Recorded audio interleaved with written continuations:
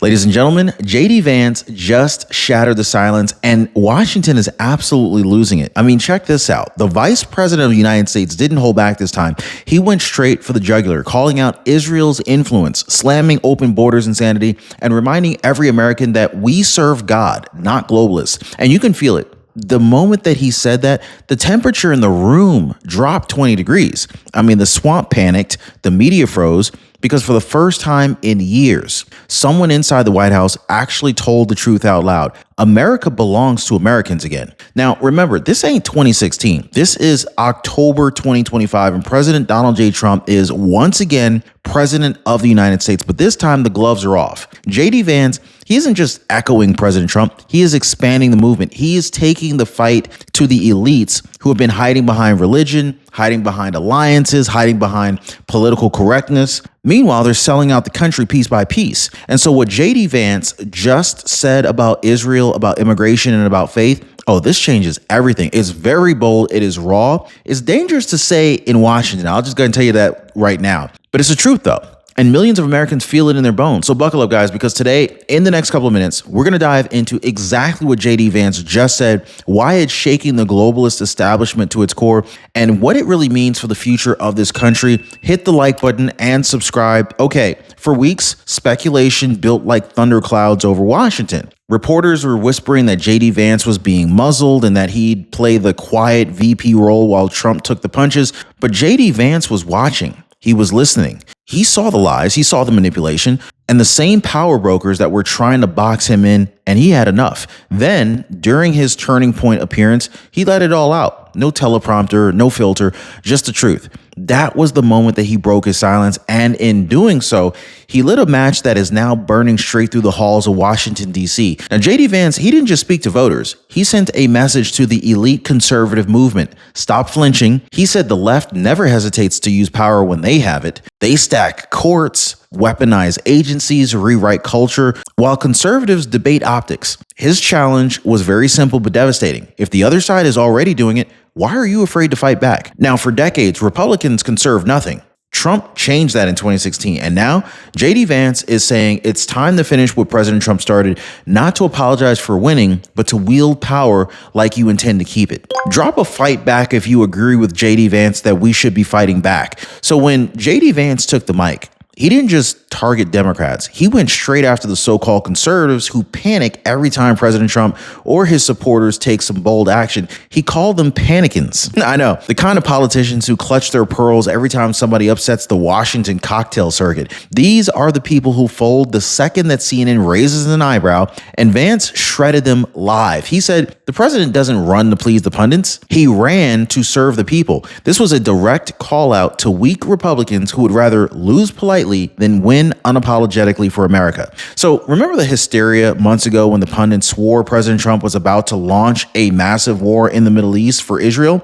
Well, JD Vance reminded everyone how wrong they were. The Operation Midnight Hammer wasn't regime change. It was precision. In fact, the goal, neutralize a nuclear threat, protect American lives, and bring home every soldier. I mean, this is exactly what just happened. No endless wars, no occupation, no trillions of dollars in spent money rebuilding somebody else's desert. JD Vance said it best. The president wanted to knock out a target and get our troops back, and he did that. Once again, the media lied. Trump delivered. Now, here's a question for you. When you go to bed at night, do you sleep peacefully knowing that your Medicare plan has you covered? Or do you secretly wonder if you're going to be blindsided? This is why I partner with Chapter, guys. They give people the clarity that they need in order to rest easy, knowing that their Medicare coverage is solid. Now, one of our viewers, she said, I finally sleep better at night because Chapter explained my Medicare plan in a way that I could trust. So let me ask you, do you want restless nights, or do you want to do what most people are already doing and sleeping peacefully after calling Chapter? Now, most people, they're calling the phone number right there at the bottom of your screen, or they're visiting askchapter.org/Ron. That phone number again is 909-563-8279. Oh, and speaking of results, check out what one of our subscribers just said. So Angel Gonzalez Jr. said, hello, Ron. I just wanted to say thank you for introducing me to Chapter. I spoke to them yesterday and they found me a great plan, much better than what I had. Again, thank you. And that's what happens when you stop believing the myth and start getting real help from Chapter. Now, JD Vance, he laid it out with surgical clarity. When the president says America first, he means it. Not America when convenient. Not America when approved by foreign think tanks. America first, always. He explained that alliances aren't lifelong pledges. They're business agreements. If interests align, fine. If not, the deal's off. That is leadership, not servitude. Now, J.D. Vance, he contrasted President Trump's realism with the endless compromises of past administrations that bled U.S. taxpayers dry. This America first doctrine isn't isolationism. It is sovereignty. It's about standing tall, shaking hands where it makes sense, and walking away when it doesn't. Finally, Washington is learning boundaries. Then, of course, came the bombshell that set off headlines worldwide. J.D. Vance said point blank, Israel does not control President Trump. He proved it with the Gaza peace deal. Now, for decades, foreign leaders expected Washington to fold under pressure, but not anymore. J.D. Vance explained that the only reason that peace was achieved was because Trump applied leverage on Israel, not the other way around. It shattered decades of foreign policy dogma. This wasn't about Israel. It was about pro-America. He said Israel's a friend, but we're not anybody's puppet. Now, for the first time in modern history, America held the reins and the world noticed. So J.D. Vance peeled back the curtain on something that Washington elites never wanted discussed. President Trump used leverage, not loyalty, to secure peace. He described how the Gaza deal only succeeded because the administration was willing to apply real pressure, not endless aid or some blank checks. Now, for the first time, the U.S. acted like a sovereign nation, not a junior partner. The message was simple. Respect is earned through strength, not subservience. And that shook the foreign policy class to its core. Decades of diplomatic habit, they were broken in one single stroke. America finally negotiated from a position of power and not apology. So then J.D. Vance turned to immigration, and the crowd lit up. He made it very clear. This administration isn't anti-immigrant. It is pro-American stability. He said just because yesterday's policies work doesn't mean that we owe them to the future. Legal immigrants who build this nation deserve respect, but mass migration without limits, that's suicide. He explained that America has the right and the duty to set its own pace, its own standards, its own gates. Immigration must serve the citizen, not replace him. And that's the heartbeat of America first, guys. And tonight, J.D. Vance reminded everyone why borders still matters. So Vance didn't whisper this part, okay? He thundered it. We serve God, not globalists. And with that, the room erupted. He drew a straight line from America's founding to faith itself, arguing that our deepest freedoms come from Christianity, not government handouts, not UN declarations, but God-given rights. He reminded everyone that it was Christian civilization that abolished slavery, protected children, and created the moral framework that the left now exploits. Vance said that he's unapologetic about his belief that Christian values built the most just and prosperous nation on earth. And in 2025, those values are no longer up for debate. And from there, of course, J.D. Vance tore into the soulless culture that America's elites have created. He said the problem isn't just political, it's spiritual. Globalists, they want a country with no roots, no families, no faith, just consumers and control. But he warned that when a nation forgets who it is, it collapses. Conservatives, he said, they must stop playing defense and start protecting America's identity. That means defending the right to worship, the right to speak, and the right to raise our kids without the bureaucratic interference. Culture isn't a luxury, he said. It is the soul of a nation, and ours is worth saving. Then Vance dropped a line that sliced through every aisle of the Capitol. America belongs to Americans, not to party bosses, not to donors, not to foreign interests. The audience roared. He wasn't just calling out Democrats. He was staring straight at the GOP's old guard, the ones who sold out working families while preaching free trade and endless wars. Vance said the Trump-Vance administration isn't Republican or Democrat, it's American. This is why both parties fear them, because for the first time in decades, the government, it's actually run for the people and not for the people of power. That's the revolution. And so when the subject turned to the border, Vance didn't mince words. He said open borders aren't compassion. They're collapse by design. He called out the politicians who exploit migrants for votes and corporations that exploit them for cheap labor. Vance made it clear, a country without borders is a country without citizens. He reminded Americans that compassion starts at home, protecting our neighborhoods, our wages, our sovereignty. The Biden years opened the floodgates. The Trump-Vance years are sealing them shut. Immigration is no longer an emotional debate. This is a survival issue. America cannot save the world if it can't save itself.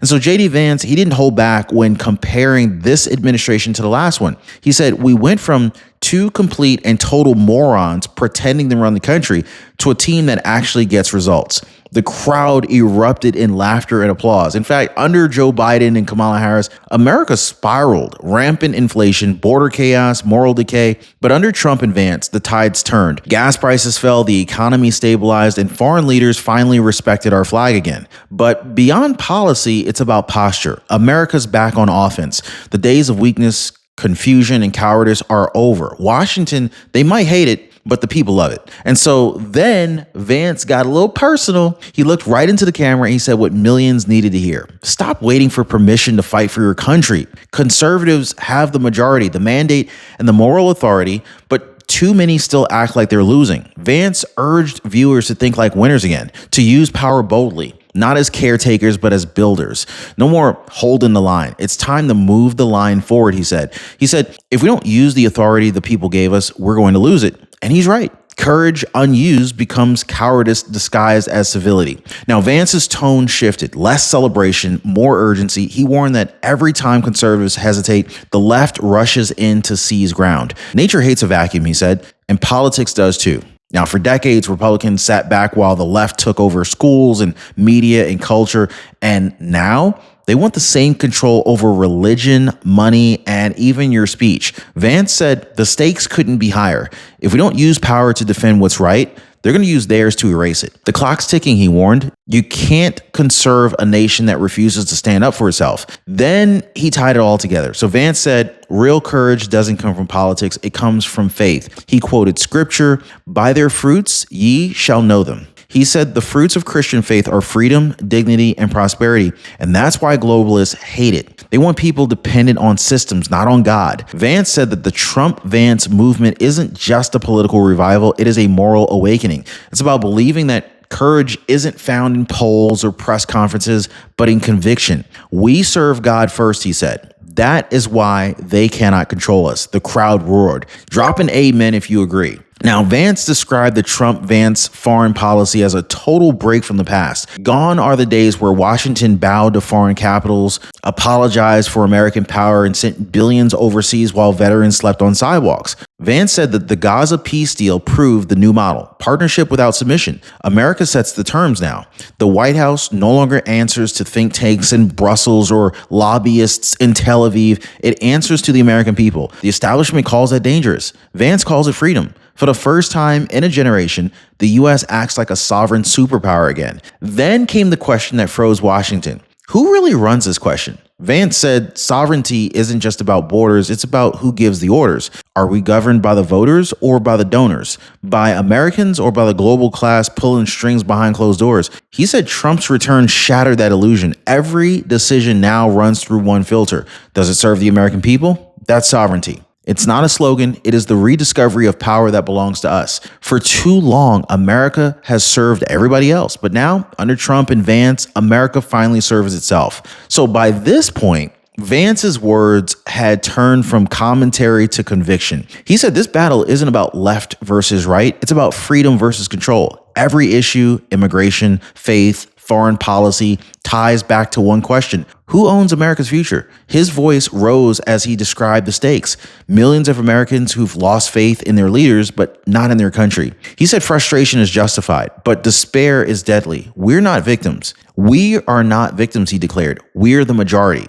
And the only thing that elites fear more than our anger is our unity. It wasn't just a speech. This was a rallying cry. Vance ended the way great movements begin, with a challenge. Don't wait for permission, he said. Take your country back one decision at a time. He urged every listener to speak up at work, to vote in every election, to stop apologizing for loving America. He said the left can censor your words, twist your words, and mock your faith, but they can't control your courage. This is the defining moment for our generation. Vance, he looked into the crowd and he said quietly, America's waking up. The crowd rose to its feet. The silence broke. The movement roared back to life. Hey, by the way, guys, if you're one of the real ones who really enjoy what we do here on the channel, you've got to check out the Inner Circle. This is where our true supporters get exclusive access to content that I just can't share here, completely commercial free. It's also the best way to keep this channel going strong. So if you want to be a part of something special, join us over there. Links in the description or in the pinned comment down below.